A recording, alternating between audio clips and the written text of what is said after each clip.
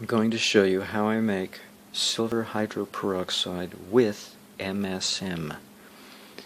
It's a very potent recipe, and so I'll show you all the parts here. I've got a liter-sized flask with 2 silver electrodes that I didn't bother to clean. I left the sulfide coating on them from the prior batch. And I have a magnetic stirrer at the base, and I center it so that the magnet in the unit matches up with the stirrer. And now we're going to fill it. Oh, I got to show you something else. I have the appliance timer set for 3 hours.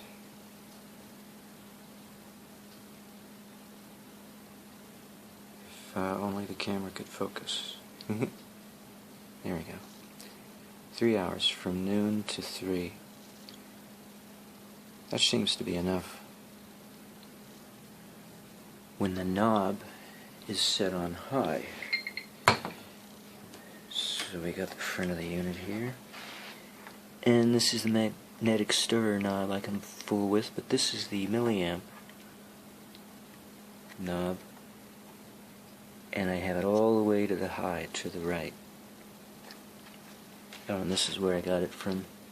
It's the Silver Lining Colloidal Silver Generator SS, and it has a polarity switch on the back,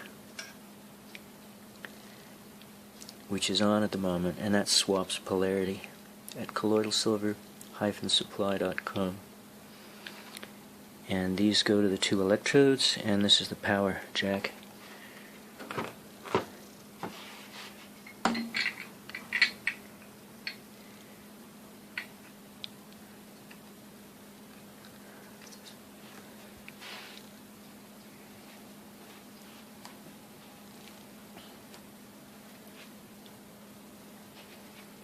So I take my canister of, or pitcher of distilled water,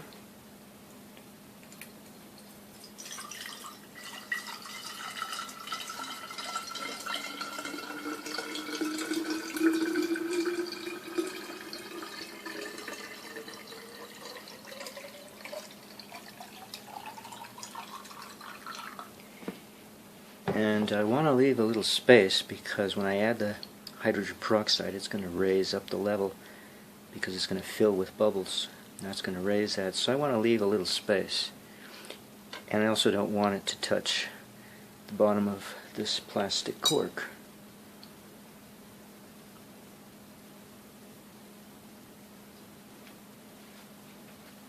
And we hook up the 2 clip leads.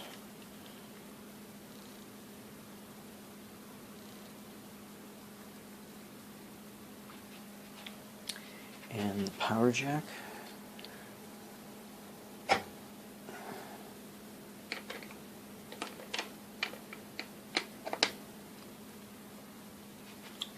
Magnetic stirrer is down, the amps are up. And let's see what else. Oh yeah, then I turn the appliance timer has a switch. What do you call it? A bypass switch to bypass the timer, so you can turn it manually on or off. So I'll turn it on, turn the unit on, get the stirrer going, got a nice speed, amps are all the way up. Now I got to adjust the timer, put it in position.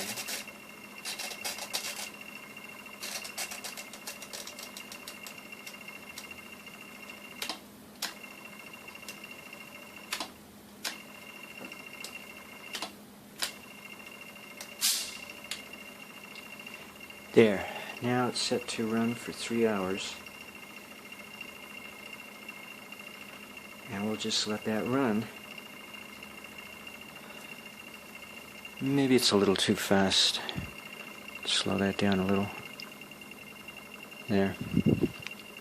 Very important that the solution stirs, is constantly stirring. That's a very important point. Now, I've previously tried the idea of using 3 or 4 9-volt batteries, and it just does not work. It creates a lot of debris building up on the silver wire, but no silver to speak of in solution. A little bit.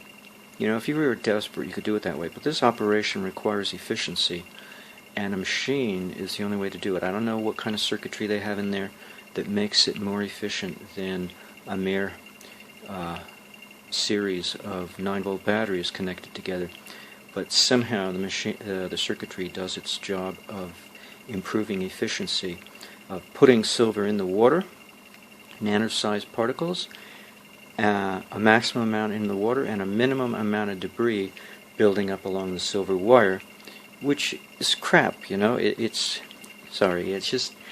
not necessary to create that kind of sludge. In fact, it's nearly impossible to convert that sludge into ionic form later on when I get done with this step and I add the hydrogen peroxide. So the silver has to be tiny, so tiny you can't see it. And it has to be in the water in order for the second step to be able to be done efficiently. So we have to use a machine. There's really no way about it. I tried, to do without, thinking, oh, what a smart boy I am. I'm going to simplify things and just use some 9-volt batteries like they say on YouTube. And it doesn't work well enough. It's better than nothing if that's all you got to work with.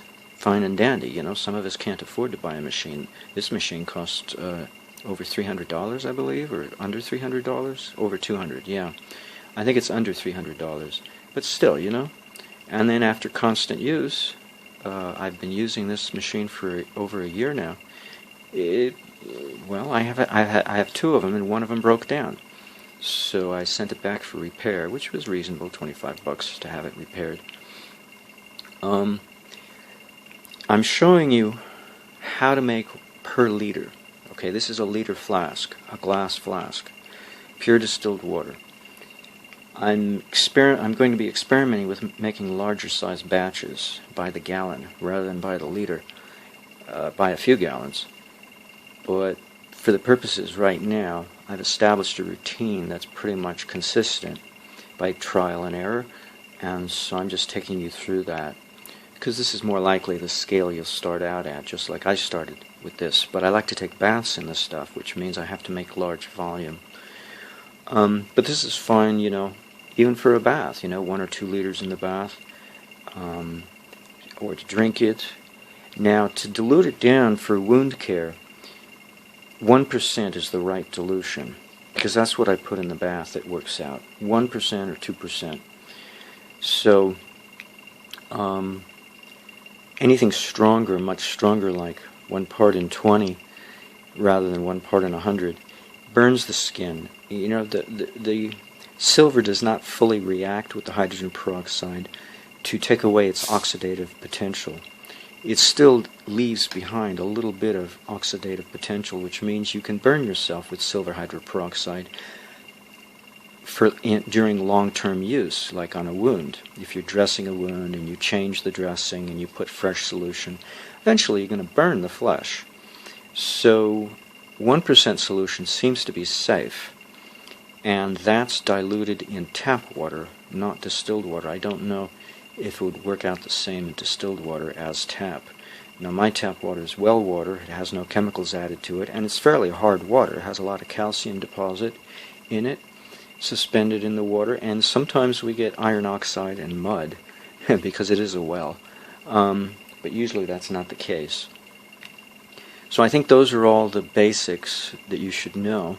And this is the first step. This is going to run for 3 hours before it shuts off. And then I'll show you the second step when this first step completes in the course of the next 3 hours. By the way, if you want to compare my machine with yours, you get yourself a little multimeter tester of one kind or another, and the volts that this is putting out with the milliamp knob set on its highest setting, it's putting out 34 volts and 15 milliamps. That's 15 milliamps and 34 volts. One of the things I find invaluable as a supporting supplement to help my body cope with the consequence of taking silver hydroperoxide. With or without the MSM, it doesn't make any difference. I still need this particular supplement, and that's calcium carbonate. I can either get it from the 99-cent store for 99 cents, or I can get it for $7 from a health food store in the form of coral calcium. Either way, calcium carbonate is my mineral of choice, or calcium of choice, because if I don't take calcium carbonate, I'll get stomach cramps because I'm calcium deficient. The only other vitamin or mineral supplement that I take, and it's purely my choice because I choose to be a vegan vegetarian eating no animal products, is a B complex from Thorne Research, basic B complex, and it's methylated. It has all the B vitamins, folate instead of folic acid. Sorry, this isn't focusing at all. I'll just have to... Yeah, it's got all the B complex. Methylcobalamin for the B12. And it comes in vegetarian capsules. So that's the only vitamin I take, that, and I stay away from vitamin C because man-made vitamin C will take silver out of solution and give you argyria. I mean, there's no point in using vitamin C unless it's from a natural source, like a food, like fruit, bell pepper, guavas, mung bean sprouts have more vitamin C than lemon juice. The only thing about lemon juice is the citric acid. It's so acidic, and it's a good liver cleanse, but it doesn't have a whole lot of vitamin C. So we really don't need vitamin C if we use silver. And using silver copiously, abundantly, because it's cheap, once we invest in the equipment, we make our own, there's no reason to get sick. And then hydrogen peroxide added to the silver, colloidal silver. I mean, it's unbeatable. And the MSM providing sulfur is a very stabilizing, it rounds it out. It rounds out the whole recipe. And sulfur, oddly enough, is something we overlook. We have all kinds of food, but food tends to be rich in phosphorus. And there's a certain balance to be gained between sulfur and phosphorus. I mean, sulfur is not something we necessarily build our body out of, like our bones are built out of phosphorus more than anything. But sulfur serves a lot of functions, even though it's not stockpiled in the form of the matrix, the structure of our physiology. But that doesn't mean it's not important. I mean, if you wanted sulfur, you'd have to eat a lot of beans and a lot of broccoli, and that's fine. But MSM is a very effective way to get a lot of sulfur into the body in a very highly bioavailable format. And it does the job. Added to this silver hydroperoxide, it does a very good job. It potentizes it, and it redeems it in such a way that you don't need that much silver. Very little. Sulfur is a natural protagonist towards silver. This is sulfur in the form of MSM. It's amazing combination. But that'll be the third step in the creation of this batch of silver hydroperoxide with MSM. It's the last step, the third step. Okay, now it's finished its run of 3 hours. So now we get to add the food grade 35% strength hydrogen peroxide using this long handled plastic, I think it's, an ounce or two, probably an ounce size. So I first remove the clip leads and then remove the electrodes, shake them off a little bit, and then put the override, the manual override on the appliance timer, and put the unit back on, but without the timer. Just turn it on, because we want the magnetic stirrer to help accelerate the chemical reaction of hydrogen peroxide with the colloidal silver particles. So carefully take the top off, because I don't want to burn myself, and pour some into the measuring spoon. It's probably a tablespoon, I don't know, tablespoon and a half. But I use visual check to see how this goes. So we pour it in slowly and see what it changes visually. We can note, okay? Now that's the colloidal silver becoming very large, coming out of solution, or coming out of its small nano size into large size, turning a deep brown. And now it's starting to fizz, but it has not clarified, so I add a little more. And there's more fizzing, but it starts to clarify, because we don't want silver oxide particles suspended in solution, or any other particles suspended in solution. We want them to totally turn into ions of silver and go into solution. Originally they were nano-sized particles of silver. Now that it's fully clarified with just some bubbles lingering, it is now ionic silver, totally 100% ionic silver. And I have a little liquid left over, hydrogen peroxide, so I pour it back into the container it came out of, and close up the top of my bottle, put it back in the refrigerator where it belongs for safekeeping, and rinse out my measuring spoon. And I'm going to let this continue to stir for about an hour or more, at least an hour, and wait for all the bubbles to come out from solution. Alright, so we'll let an hour pass before we revisit and see how it's doing. Well, it's been running for about an hour, and as you can see, the water's fairly clear. Looks clear to me. No murky, milky white. If it was milky white, then it means I need to add more hydrogen peroxide to take the silver oxide that's in suspension and put it into solution as silver ions. But I don't see any milky whites, so it looks pretty good. So now I'm going to pour it into a glass pitcher, which I have over here, 2-quart glass pitcher, by turning it off first. Oh no, wait. I forgot. Very important. Okay, now I'm ready to stop the stirring action, because I'm going to filter it through a coffee filter paper into this carafe, or what's it called? No, it's in Japanese. I don't know what it's called. Coffee server. It's a coffee server. So I turn off these. Oh, and I use a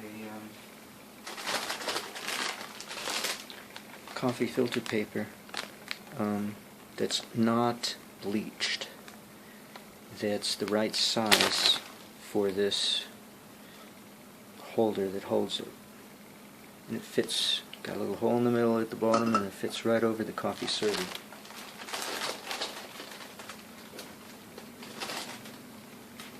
So I shut off the machine. It does kind of look a little murky though when I think about it.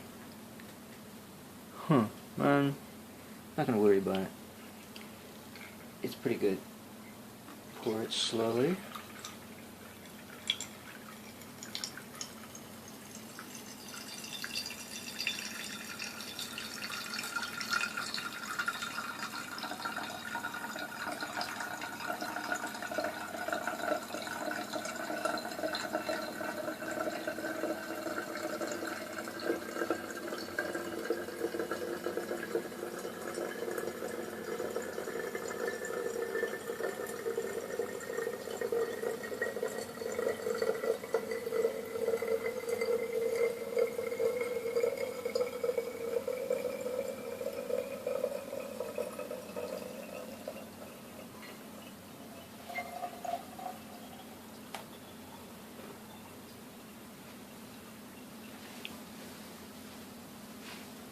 get this out of the way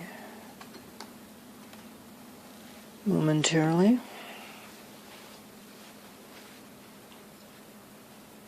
Put my glass pitcher by the side.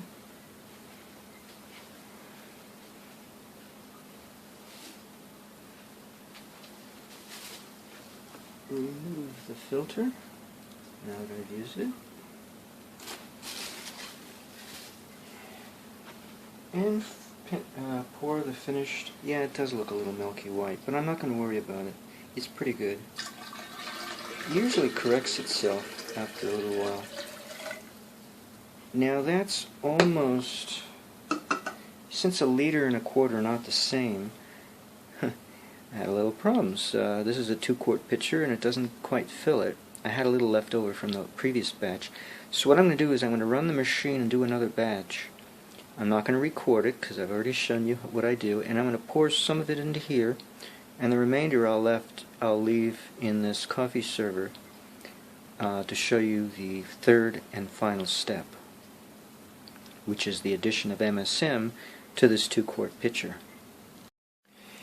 Here's my 2nd liter-sized batch, which has just completed its 3-hour run of making colloidal silver, and I'm about to add some food-grade hydrogen peroxide, 35% strength I got from Amazon, 4 quarts at a time, to turn the fluid brown at first. When I add the hydrogen peroxide, that shows that the nano-sized particles of silver are aggregating into larger-sized particles, causing a cloudy brown condition. But if I continue to add more hydrogen peroxide, the particles effervesce, they oxidize in the presence of hydrogen peroxide, turning into ions of silver.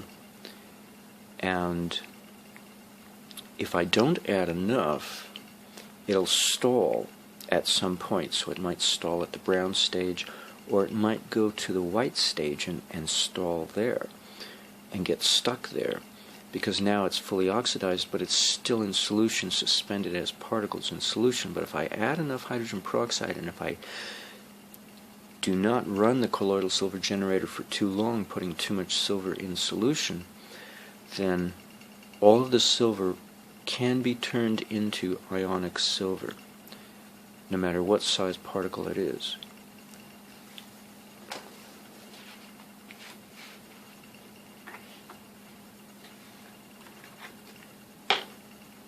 That's why I believe the final product is silver hydroperoxide, because if it is, that would indicate, chemically at any rate, that all of the silver is in ionic form. There are no particles left remaining. Visually, that's what it looks like.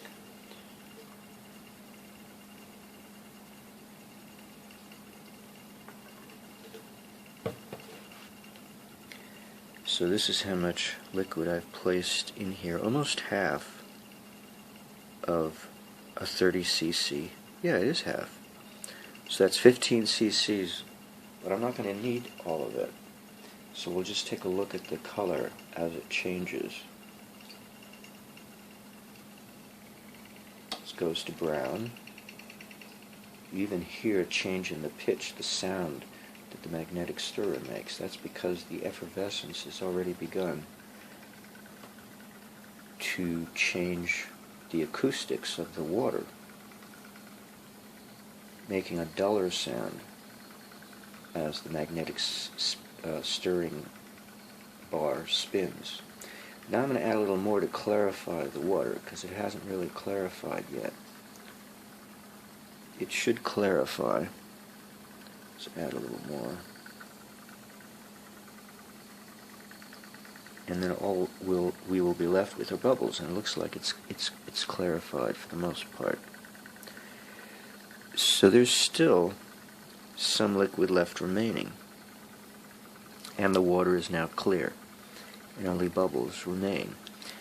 Given an hour of stirring, those bubbles will go away.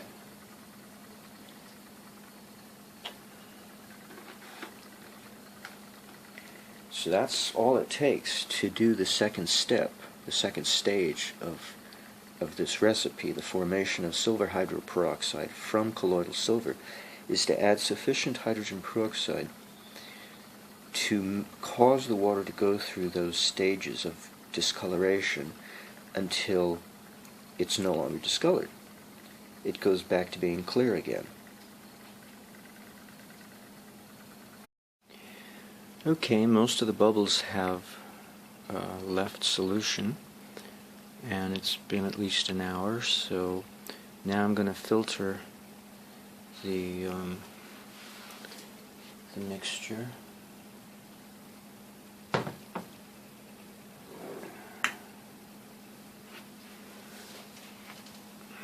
If I focus the camera.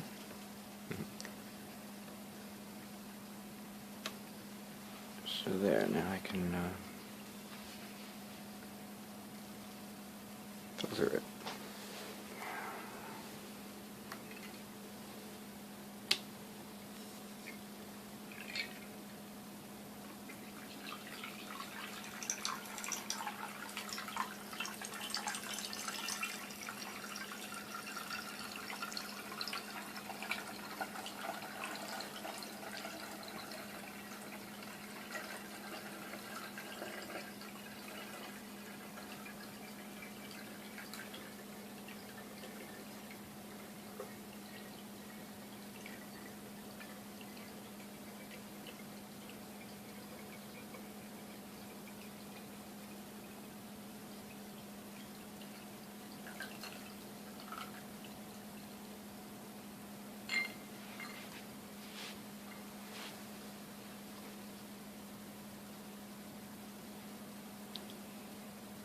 Now I'll pour some of this filtered solution into the pitcher to fill it up to the mark that I usually use to fill it up to make 2 quarts.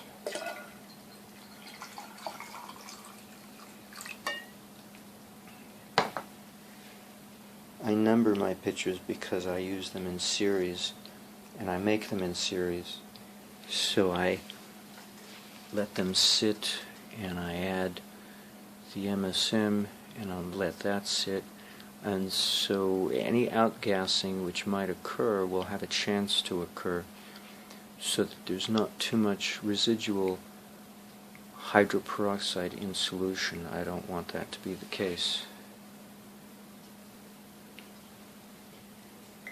Now, using this wooden spoon, I'm going to, and this tablespoon measurer, I'm going to measure 3 tablespoons into this 2-quart pitcher that's filled up to the brim of about 2 quarts of silver hydroperoxide. I'm also going to be experimenting with horse grade MSM to see if it's just as good as human grade. Horse grade is around 97% pure. It's a lot cheaper. Human grade is 99% plus pure, and it's much more expensive. So I'm going to see if I get any kind of side reactions to this horse grade of MSM mixed with the silver hydroperoxide, such that maybe does the MSM break down into DMSO or DMS, or does it remain stable as MSM? If this were pure MSM, nothing happens, and that's been the case with human grade MSM. You just add the MSM and it's nothing wrong, because they actually use hydrogen peroxide to turn DMSO into MSM. That's how they make MSM. They make it from DMSO with the addition of hydrogen peroxide. It's very straightforward, but why horse grade should be less expensive than human grade is beyond me. So I guess I want to find out, because horse grade is certainly a lot cheaper. It's wow. Anywho, so I'm going to measure out 3 level tablespoons of MSM into this silver hydroperoxide 2 quarts glass pitcher, and stir it with a wooden spoon to dissolve it. and see, for one thing, do I get any debris sitting at the bottom, any residual debris, and whether or not it tastes or smells as if it has any DMS. If there's any smelly, stinky smell, that means there's DMS, and that means this horse grade MSM is not suitable for use because there's some kind of side reactions going on that I don't understand why they should occur, but I just want to be certain that they don't occur, because if they do occur, that means we can't use plastic to stir this. That's why I'm using wood in a glass container as a safety check, because I wanted to be sure. And so I've already tested this procedure out with human grade MSM, and it's fine. So you don't have to go to all the trouble that I'm going through. But I haven't tested out this last possibility of horse grade MSM to make sure that that's safe. Because DMSO, you don't want to ever touch it with plastic or the dyes of clothing, because it'll dissolve such things, and boy, you can get pretty sick from it's no different than women with silicone breasts who had leaky silicone into their body. I was sick for 3 weeks at least because I put DMSO into a solution of water in a plastic beverage container, shaped like a glass. It's made out of plastic. We all use them, but you can't put DMSO into that situation because it dissolves the plastic, and it took at least 3 weeks to get that out of my body, and I had to use DMSO in a clean glass to get it out of my body, to drink it, mix it up with water and a little lemon juice, and because the plastic just sets into the body, it solidifies into the body, and that's why people with leaky silicone breast implants can get pretty ill. It's not easy to remove. They don't know to use DMSO, though. That's the problem. If they knew that, their sickness wouldn't last too long. Anyway, so 3 level tablespoons. 1,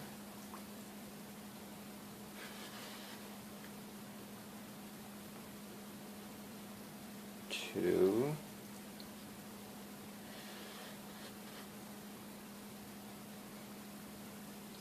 3. And it has a tendency to fizz, so it's probably outgassing as we speak. Especially when you stir it, it's going to create a little bit of fizz. Now this is kind of murky. Maybe that's the fizzing bubbles, I don't know. MSM 3 tablespoons, it should dissolve fully and create a clear solution. By the change of the sound, the dull sound of the wooden spoon knocking against the inside of the glass pitcher, that tells me it's a lot of fizzy bubbles that are being formed, and that's probably why it's murky. I can see bubbles in the center. It still is a little murky colored. See, with human grade, it wouldn't look like this. This is a lot of fizzing. It might come out of solution. Now, a magnetic stir bar is coated with Teflon, and I can't remember if Teflon is safe to use with DMSO or not. Some of the high grade, or the highest grade of plastic, is safe to use with DMSO. I think it's called HDPE or PET or PETE.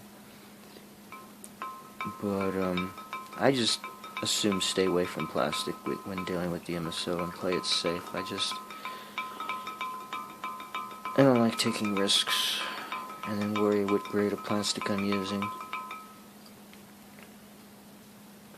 Still looks a little murky. That's strange. Well, it is different horse grade MSM, that is true, just by the appearance alone. I'll continue to stir this periodically and wait and see if the murkiness goes away. There's a lot of bubbles on the surface. They're coming to the surface. So maybe it's just tiny bubbles. you would think the murkiness would settle to the bottom or rise to the top and not stay in solution forever. You would think. So I don't know. I'll come back after an hour and see if this looks any different.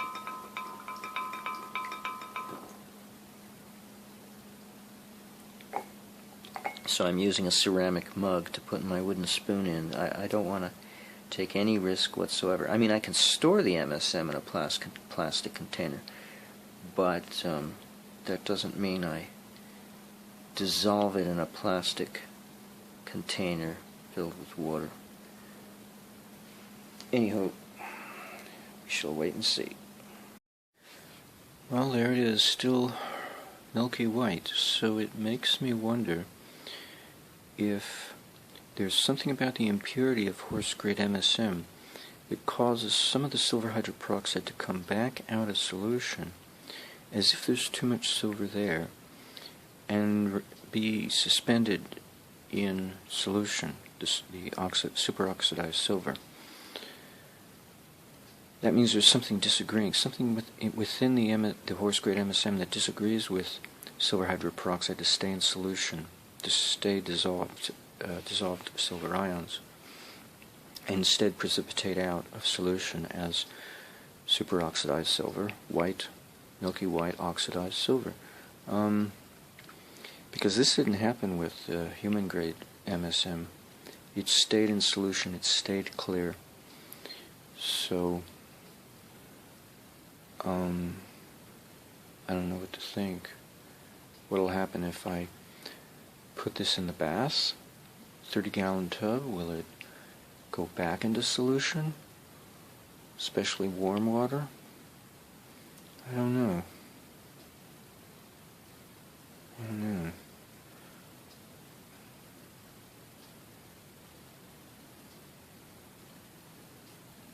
I wonder if any quantity of horse-grade MSM will cause the silver hydroperoxide to come out of solution. I just put the 3 tablespoons in and then stirred. I didn't really pay attention to quantity. Anyway, that's the procedure with which would have gone differently had it been human-grade MSM crystals. 3 tablespoons into 2 quarts of silver hydroperoxide. It would have remained clear, would have gotten a few bubbles on the surface, but it would not be a milky white. So this is not the result of effervescence remaining in solution. This is probably silver hydroperoxide that has come out of solution and remains suspended in water, for reasons I do not know. Maybe there's some base in a horse-grade MSM, like a sodium or potassium base, that is interfering with keeping the silver hydroperoxide in solution. So maybe dissolving it or diluting this into a tub of water, it'll go back into solution. It's possible. Possibly, I don't know. Anyway, that's it. Sorry. Yeah, all I did was spawn more questions, but I did tell you the procedure, at least what it should be for human-grade MSM crystals. I'll just have to work out the procedure for horse-grade, I suppose, or the explanation, I suppose, whatever comes first. Do you remember how I keep saying that hydrogen peroxide has a net charge of negative, just like ozone has a net charge of positive, and that the use of hydrogen peroxide to react with silver, with colloidal silver, imparts a negative net charge to the silver, causing it to be better, more bioavailable than a silver salt such as silver chloride or silver acetate, because there's that additional net charge of negative to ensure the stability of the silver ion in solution so that it doesn't so readily come out of solution and precipitate and leave behind the acids such as an acetate, which burns the skin and then transfers in the course of burning the negative charge of the acetate, acetic acid, to the burnt flesh, which would cause the burnt flesh to attract the silver particles, now that they've come out of solution, to embed themselves into the burnt flesh and create argyria, and the difficulty of alleviating argyria. So I've implied that we're basically formulating a battery, the electrolyte of a battery, with the addition of the plates, because the silver is the plate that has come off into the solution, into the electrolyte bath. It's kind of like a spent battery, the electrolyte of a solution of a spent battery, in which the charge is no longer on the plates. It's no longer distributed between the plates, between the positive and negative plates. Now it's in the solution all mixed up, and so consequently the battery is useless. But that's the kind of solution we've created when we've created silver hydroperoxide. We've created the electrolytic solution of a spent battery. And the MSM is just there for added benefit, because there's something else going on, and I think it's related to Louis Kervran's biological transmutations, in which silica, which is normally taken to be the nutrient of choice, that you feed the physiology so that the physiology can efficiently, proficiently generate collagen, connective tissue, because it's that process of the creation of collagen or connective tissue in the presence of silver ions that will cause the collagen to not remain collagen, but instead some of it will convert into stem cells. And then, of course, we know what the end result of that is, regeneration. Now, this is all a la Becker, but I was looking at it on the superficial level of, just feed the body silica gel. And it's kind of expensive. It's not too bad. But think about the ancient Earth and all the silica that was in solution. How much can stay in solution? It's like calcium. It doesn't want to stay in solution. But if it's possible, and I haven't looked at the periodic chart yet to confirm what kind of path it would be required, but I bet you that since sulfur is very evident in large quantity in hot springs, not in cold springs, and that the Earth in the ancient past was, first of all, not an ocean separated by continents. It was a shallow series of bays all over the planet, the depth of which was probably never more than a few inches or a few feet. And it was all over, so there was nowhere for the constituent elements of the Earth to erode and go into, to concentrate in the ocean, because it was all over the place. It was a bunch of shallow pools. And then you've got the heat of geothermal vents and hot springs, and all this sulfur coming forth and staying in solution. And so I bet you it's more economical from a chemical standpoint to have sulfur in solution than silica, especially since a physiology such as an amoeba can absorb this sulfur very readily, there's plenty of it, and then convert however much it needs to convert into silica. See, I mean, Louis Kervran talked about biological transmutation involving silica and calcium. Well, if he can connect those two dots, surely we can connect the dots between sulfur and silica, because sulfur calcium is on the opposite side of the periodic chart with respect to silica, but sulfur's on the same side. And I don't think it's next door. I think it's a few doors removed, so to speak, as a slightly distant neighbor, but not too distant. I bet there's a pathway between silica and sulfur. And that would make more sense, because the body needs silica to lay down a kind of scaffolding before it can build bone matrix. It has to lay down silica first. In fact, I think from my reading, I recall, it has to lay down a silica matrix prior to the formation of collagen, because collagen is half of what constitutes bone. The other half is hydroxyapatite, the calcium phosphate, the tricalcium phosphate compound that makes up bone. But half of it is collagen. And then there's 6 different elements that can connect collagen to hydroxyapatite to actually make the finished bone product. And bones are the one area of the body that continues to regenerate. The rest of the body has stopped regenerating by the age of 10 years. And the 6 elements that binds collagen to hydroxyapatite to form bone, the finished product of bone, silver is one of them. Beryllium is another, copper, iron.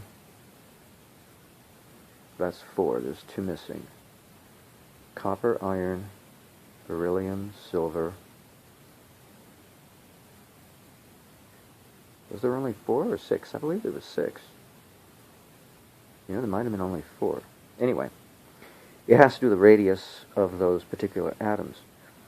Anywho, so you need silica to lay down bone. It's because you need to lay down the collagen.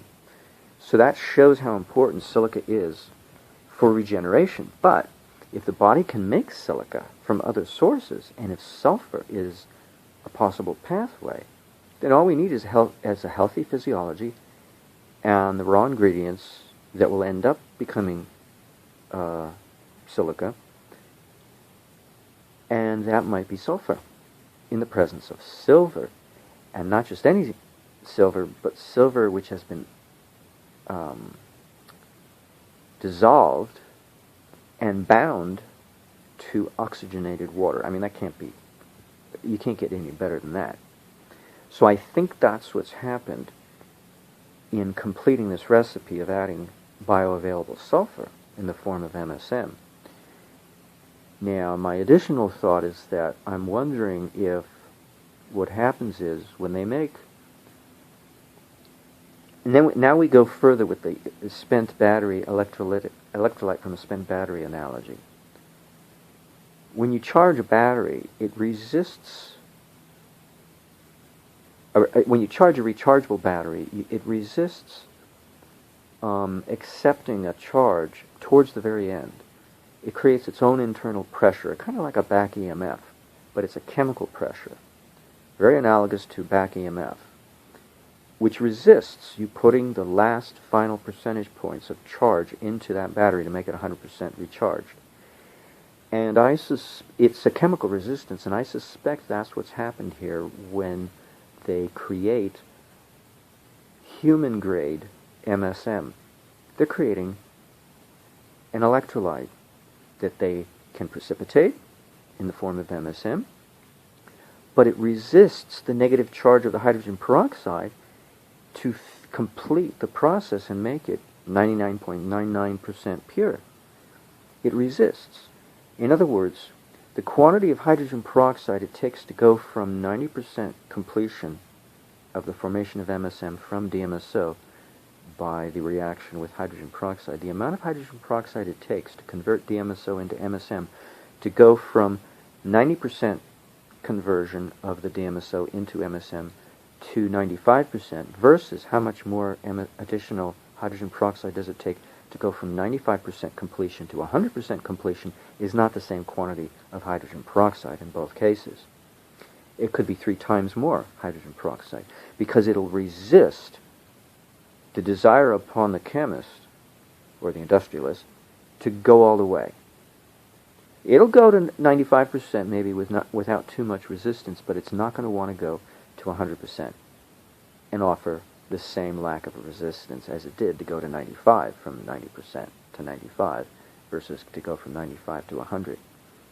Because we're dealing with an electrolyte, and you're literally charging it with electricity in order to get the oxygen to go into the DMSO and become fully saturated as a body, as a batch process.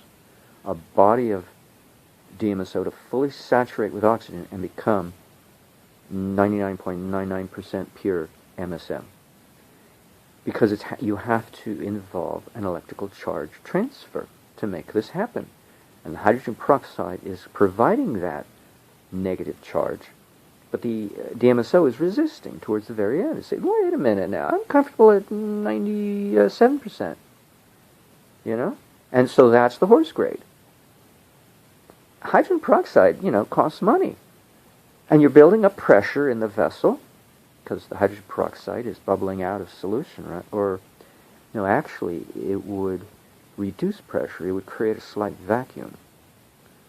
Well, be that as it may, whatever it happens, it's resisting, chemically resisting. per batch process when they make MSM, human grade. So that's my take. So what happens is you've got some kind of residue. It's the 3% residue of horse-grade MSM that's not MSM.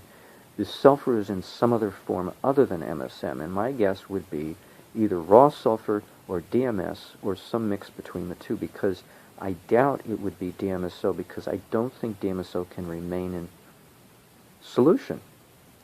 You can buy 99% pure DMSO, and it's a liquid form.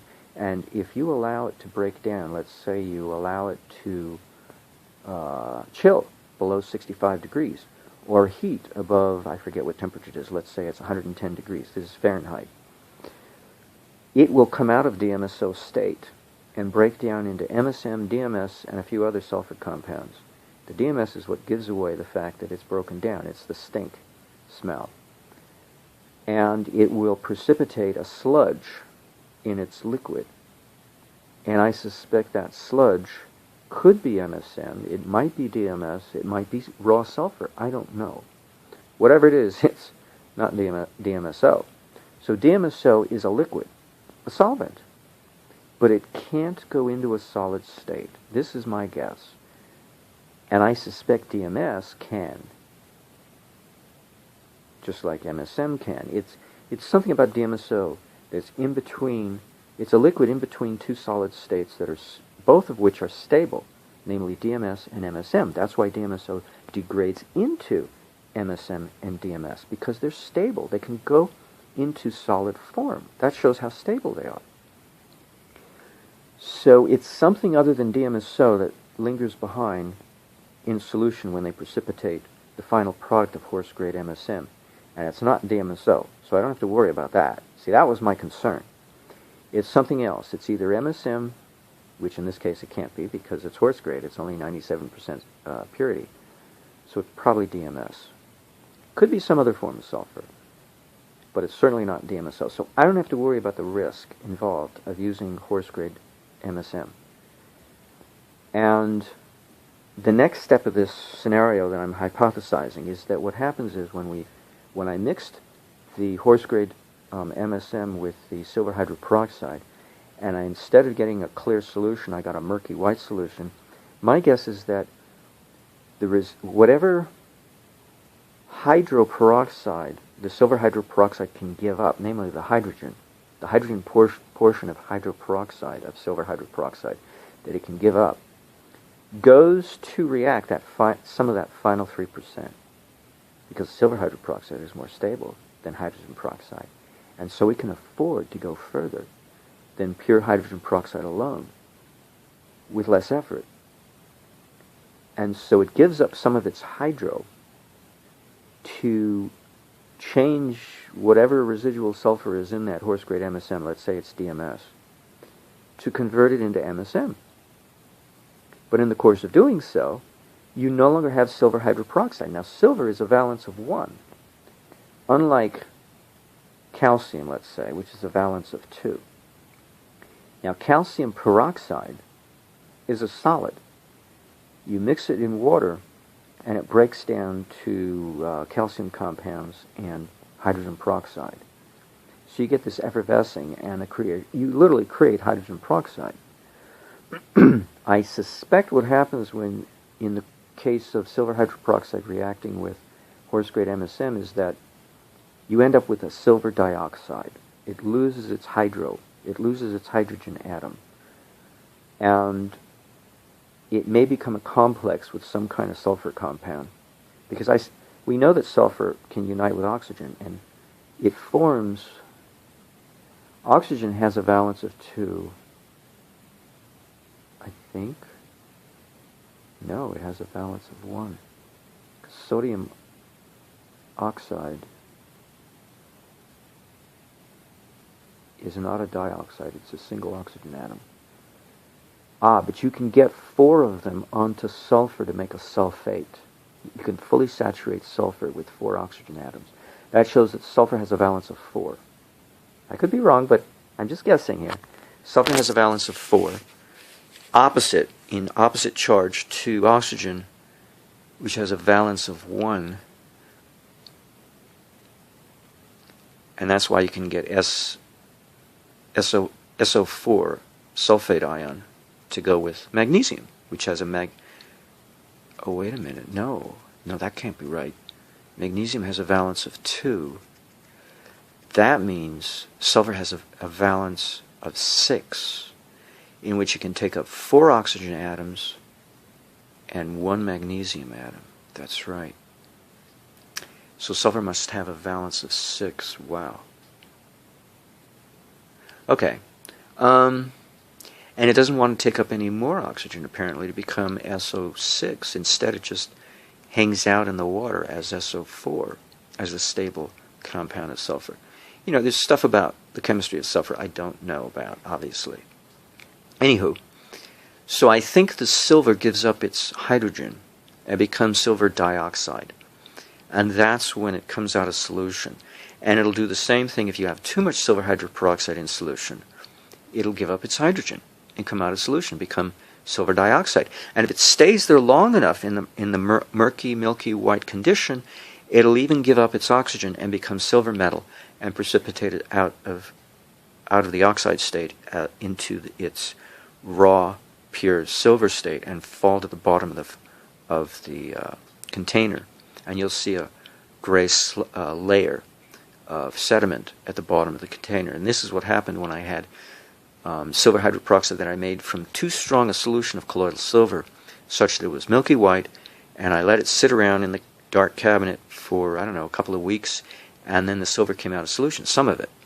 So it was still a kind of milky white, but it was less milky white.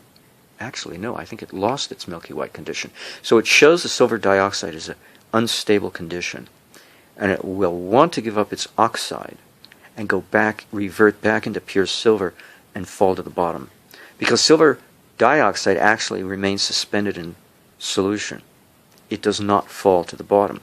So it remains as single atoms. That's why it can remain suspended in solution. But it loses its oxide condition, aggregates into a larger sized particles of silver, because that's what raw, pure silver likes to do. It likes to unite with other silver particles and form aggregates, larger size agglomerates, agglomerate into larger size aggregates, larger size particles, and then it's heavy enough to fall to the bottom of the container. So that's my guess estimate is what is chemically happening and electrically happening in all of this, to try to explain my observation. Because I'm not a chemist, I don't have a lab, and all I can do is take guess estimates of what's taking place. Now, I'm not going to worry about the murky white condition if I choose to use horse grade MSM, if I use it right away after I make it. So I should not add the MSM until the last minute and then add it to the bath. That would be the best way to do it. And then if I want it to sit around, use the human grade MSM, because that's stable. And I can use the human grade for drinking. And I can use the dilute horse grade version for wound care such as a penis wrap. Because if I dilute it down to by a factor of 1 to 100, 1% solution, my guess is that the silver dioxide will have less desire to come out of solution. Once I put it in the bath, in other words, which is 1%, that's where I got the 1% from. 2 liters of solution in 30 gallons of water, to me, is around 1 part in 120, which is roughly 1%. It's either 1 liter or 2 liters. What was that? 4 liters times 30 is 120. Oh, huh? 4 liters? Times 30. Oh, I see. No, 1 liter is 1%. 2 liters is 2%, because it's around 1 part in 60. That's right, I'm using more than 1 liter. I'm using something less than 2 liters, because 2 quarts is less than 2 liters. Maybe 1.5 liters. So it's somewhere around 1.5%. So that's where I derive the figure from. Whatever I am using in the bath must be safe for constant use. And it has been. It's proven to be the case. So I could use the horse grade batch in the bath to collect and then use for a penis wrap. That would make more sense. Okay. No, it wouldn't. No, I think the human grade is more stable. It makes more sense to use the human grade. Yeah, that's right. It would be more stable. Whatever. So this is the end of this very long video that I put together from all little tiny videos to show you how to make silver hydroperoxide with MSM and the consequences of your two different choices of you're using either human grade or horse grade MSM. And my best guess estimate of what's chemically going on. But it's very good because I've come up with an electrolytic explanation of what's going on.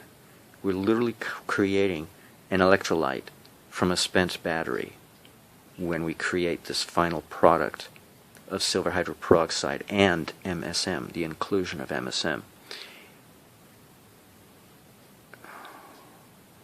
Not that you need the MSM to make an electrolyte.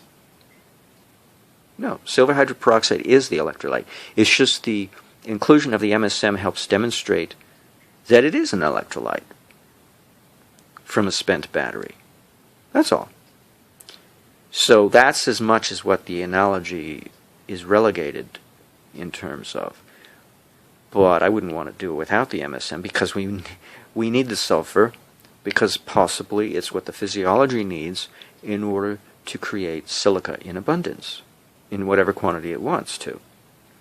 So the sulfur is needed as a physiological component. We know that MSM softens the skin, removes wrinkles, and does help to rejuvenate the physiology to some degree. Sulfur is known for that.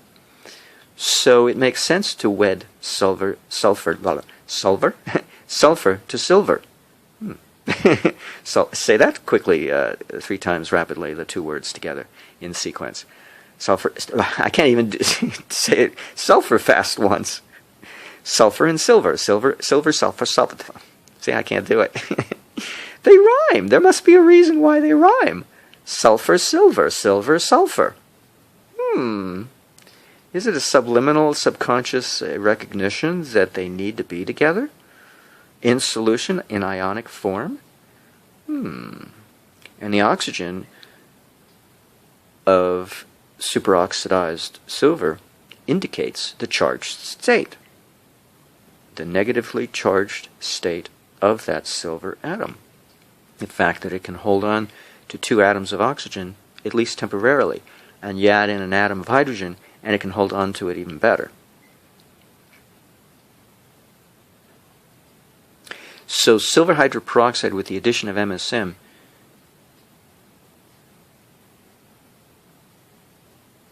well, no, my human grade is very stable. Yeah, I was going to say something. No, that wouldn't be true. No, yeah, human grade is stable, horse grade is not. So you take your choice as to which one you want to use. So we've got a final product and an explanation of what it is. There you go. I mean, I've been saying all along that hydrogen peroxide represents a charged state, and now I'm certain that it is, because the MSM provides the evidence. The two forms of MSM, the horse grade and the human grade, provides the evidence for me drawing the hypothetical conclusion that silver hydroperoxide, with or without the MSM for that matter, is a charged state that holds the charged state far better than hydrogen peroxide does, which is a very unstable state. So you've got an electrolyte because it's a charged state. I never realized that. When you've got a chemistry that has a net charge of either negative or positive, you have an electrolyte that is from a spent battery. That is because it's holding a charge. See, an electrolyte in a battery should be neutral, unless it's a specific kind of battery, like nickel metal hydride. I think the electrolyte becomes the oppositely charged plate. That's right. Oh, so it's, oh my God. So silver hydroperoxide represents the electrolyte of a silver metal hydride battery. There you go. Which is spent. No, yeah, it does represent a spent state of that battery, but it's a silver metal hydride battery as opposed to a nickel metal hydride battery. Oh my God. That's it.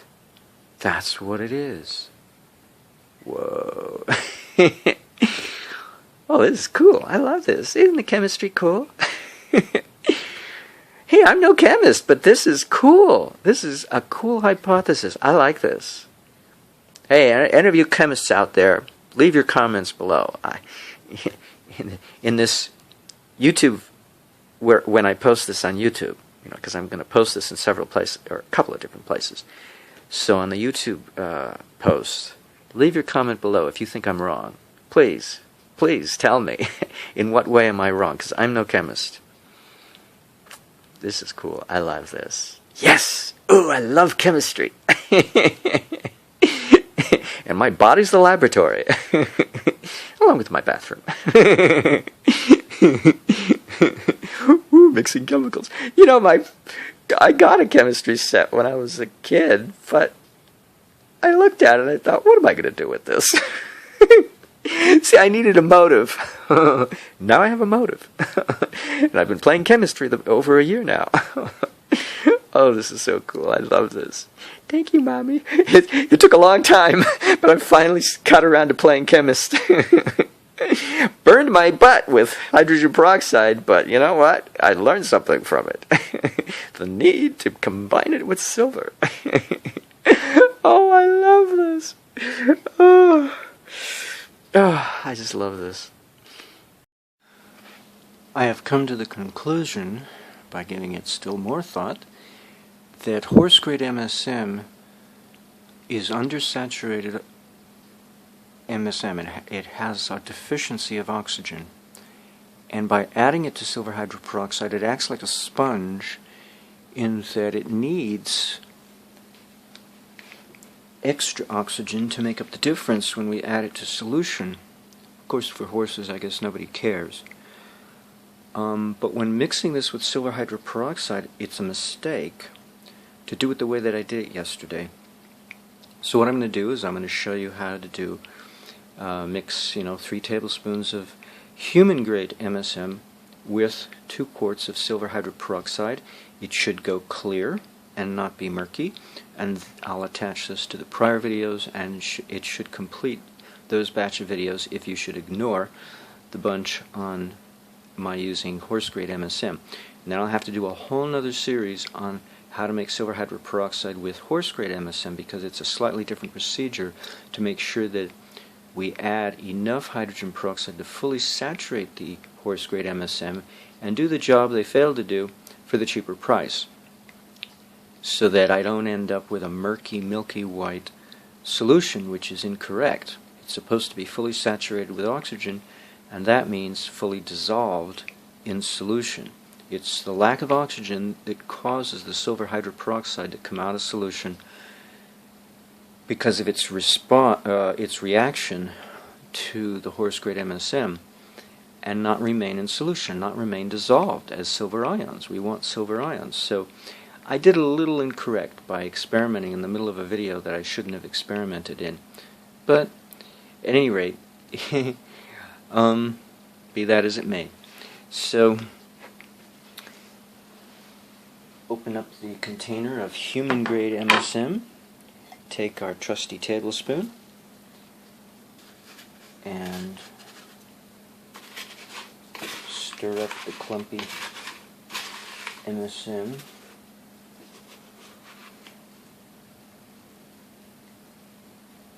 One tablespoon.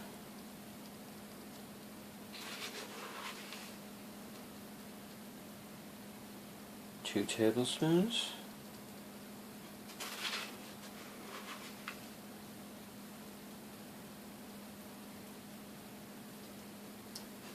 I can get a nice level tablespoon. 3. Alright.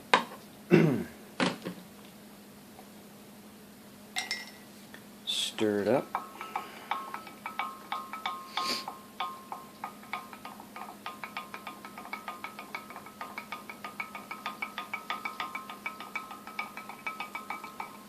See?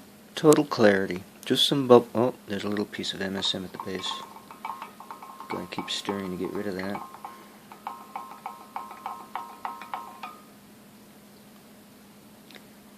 Nothing like yesterday. Total clarity. Just some bubbles that have to come out of solution, and that's not an issue.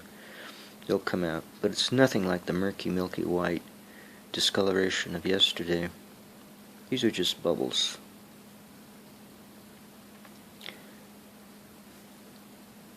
Yeah. By comparison, this is a complete different situation. So it shows what happens when you've got a solution that's fully saturated with oxygen. It makes all the difference. And that's the mistake I have to correct for. My presumption that I didn't know what the impurity was. Why is it only 97% pure MSM? Well, whatever it has, the extra 3% is of no concern of mine to worry about it from that angle, because I've already deduced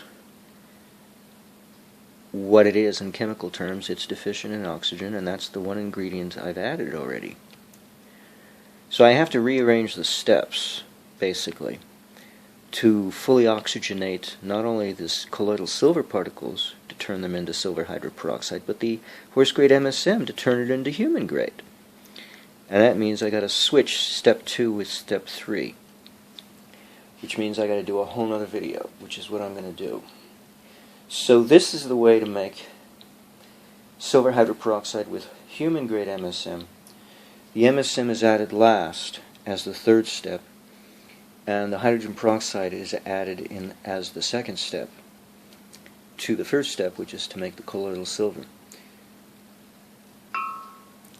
Good enough.